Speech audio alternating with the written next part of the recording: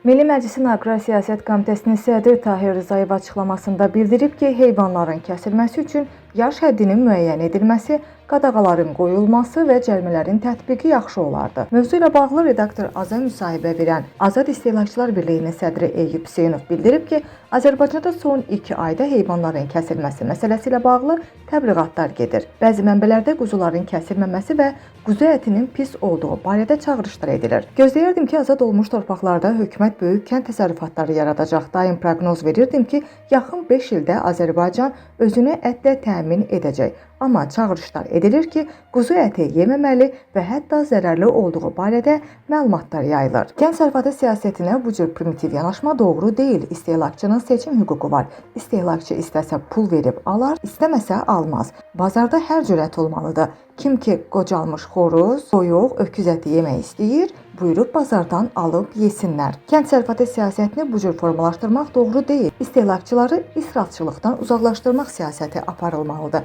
Təəssüf ki, ölkədə istehlakçı siyasəti bərbad vəziyyətdədir. Əgər belə siyasət aparılarsa, quzu kəsiminə və ya digər kəsimlərə qadağalar qoyularsa, quzular yenə kəsiləcək. Quzu ətinin qiyməti isə 50-100 manata qalxacaq deyə Eyüp Hüseynov bildirib.